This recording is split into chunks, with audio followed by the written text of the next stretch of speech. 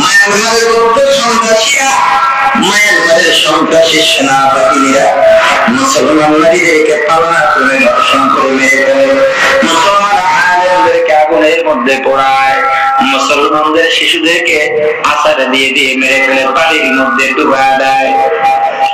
আর যখন মুসলমানেরা, রোহিঙ্গা মুসলমান মাজলুমেরা অসহায় দৌড়ে সাগরের পারে আসে, নৌকা নিয়ে বাংলাদেশের প্রান্তে আসে, তখন বাংলাদেশ থেকেও তাদেরকে বিদায় দিয়ে দেওয়া হয়। এটা কোনো মানবতা নয়, কোনো মানবিকতা নয়। ওরে মুসলমান, বাংলাদেশ 92% মুসলমানের রাষ্ট্র। এই রাষ্ট্রে যদি মাজলুম মুসলমানের জায়গা না হয়, আল্লাহ দরবারে বাংলাদেশের জায়গাটাও আল্লাহর রহমতে খাতায় নাও থাকতে পারে। ও মুসলমান, বাংলাদেশের সরকারের কাছে হাত জোড় করে বিনয় জানাই, অনুরোধ জানাই, কাকুকে বিরোধী করে সরকার বাহাদুর। বাংলাদেশের জমিনে বহু জমি দস্যু, বড় ভূমি দস্যু, বড় দখলদাররা তো হাজার হাজার বিঘা জমিন দখল করে আছে। তাদের থেকে কিছু জমিন আপনি নিয়ে নেন, এরপরেও যদি হয় রোহিঙ্গা মাজলুমদের একটু জায়গা করে দেন। জায়গার দরকার নাই, খাবার দেওয়ার দরকার নাই, আমাদের খাবার অর্ধেক করে আমরা মাজলুম ভাইদেরকে দিব, আমাদের জায়গা অর্ধেক করে মাজলুম ভাইদেরকে জায়গা দিব। এরপরে তাদেরকে একটু জায়গা দিয়া দেন, একটু জায়গা দিয়া দেন।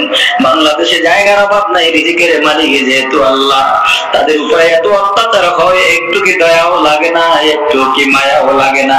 অল্প সময়ের জন্য সীমান্ত খোলার দরকার নাই, রোহিঙ্গা মুসলমান যারা আসবে তাদেরকে একটু জায়গা করে দেন।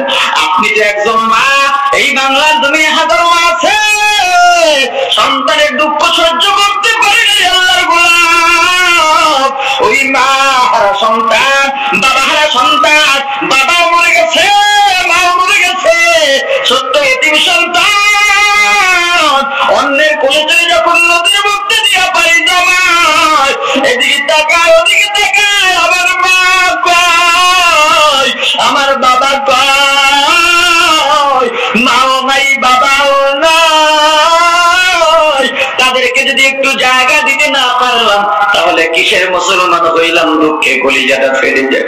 শেষ পর্যন্ত এই মাসলুম মুসলমানের মাছের খাবার হয় না, হয় কুমিরের খাবার। মায়ানমারকে বিশ্বের মানচিত্র থেকে বয়কট করতে হবে।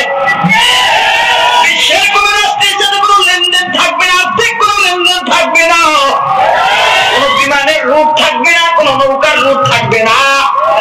কারণ তারা বর্বরতাকেও হার মানাইছে। যদি জাতিসংঘ এখনো কোন ব্যবস্থা না লয়, বিশ্বের মুসলমান যদি এক হয়ে যায়, জাতিসংঘ কেন কোন সংঘই জাতি বেজাতি মিলাও মুসলমানের প্রতিবাদ করতে পারবে না।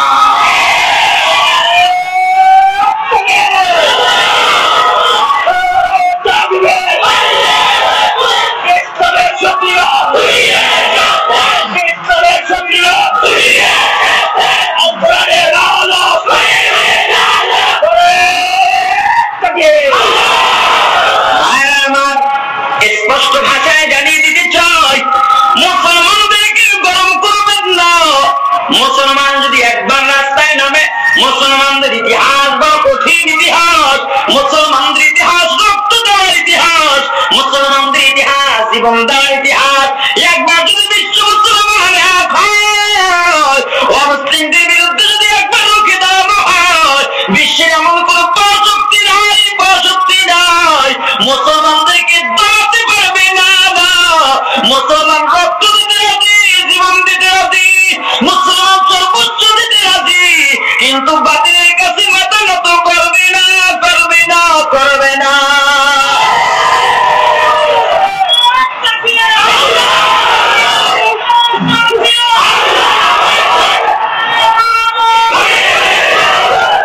ও মুসলমান ইমানদার, আমরা যদি এখন চাই, কিন্তু আমরা মুসলমান, আমরা ভদ্র, আমরা শান্তি চাই, আমরা সমাজের মধ্যে বিশৃঙ্খলা চাই না। যদি মায়ানমার মুসলমানদের উপরে অত্যাচার বন্ধ না করে, আমরা যদি চাই বাংলাদেশের মধ্যে যত বৌদ্ধ আছে, যত চাকমা আছে, ওদেরকেও তো ঘাড় ধরে বাংলাদেশ থেকে বের করে দিতে, কিন্তু আমরা সেটা করি নাই, করবো না। কারণ আমরা তোমাদের